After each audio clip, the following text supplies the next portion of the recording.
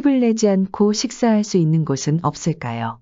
미주 한인 단톡방에 들어온 한국인 관광객들이 최근 부쩍 많이 하는 질문입니다. 가뜩이나 미주 웬만한 지역 왕복 항공권이 300만 원을 훌쩍 넘어선 마당에 식당에 갈 때마다 적지 않은 팁까지 반강제적으로 뜯기니 기분이 좋지 않다는 볼멘소리입니다. 한국인 관광객 A씨는 토론토에서 가족 4명이 한국에서 식사하던 느낌으로 간단한 간식 몇 개 시켰는데도 금세 $100가 넘어갔고 팁도 $30 가까이 냈다며 황당해했습니다.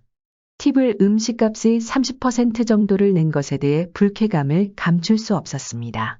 캐나다에 사는 지인들은 한국에서 온 여행객들에게 팁이 없는 패스트푸드 체인점을 찾는 것이 현실적이라는 조언도 합니다.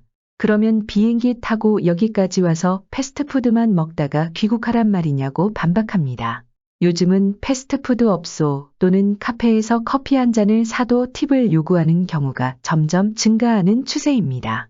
팁은 미국이나 캐나다에 있는 독특한 문화입니다.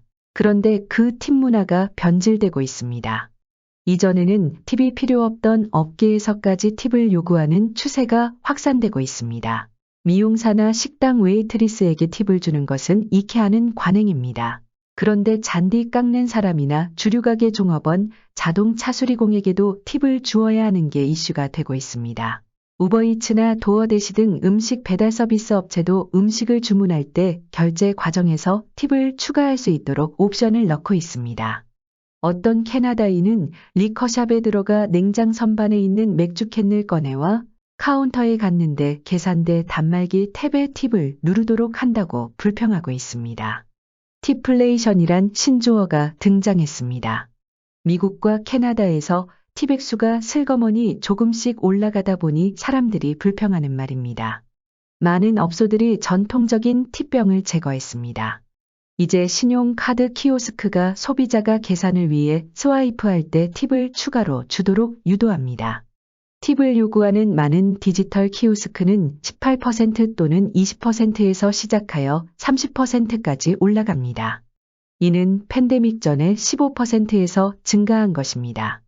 최대 30%의 팁을 달라는 요청을 받기도 합니다.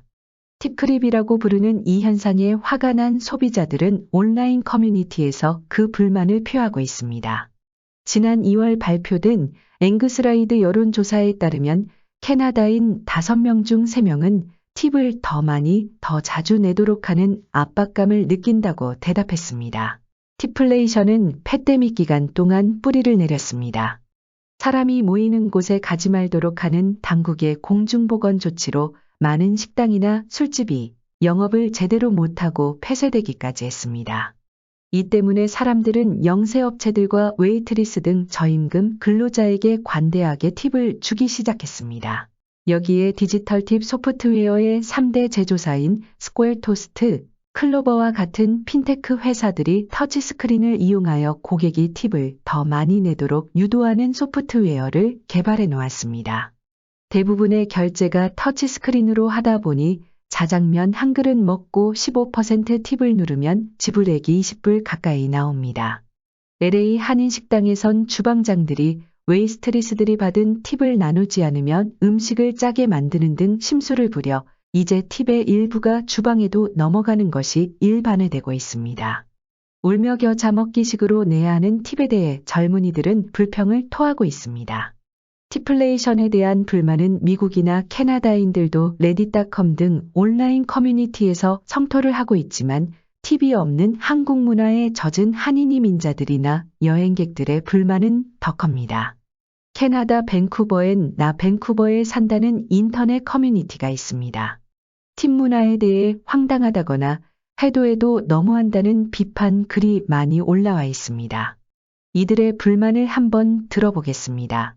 둘이서 밴쿠버 다운타운 한식당에 갔는데 주말이라고 18% 팁 내야 한다 해서 내고 왔어요.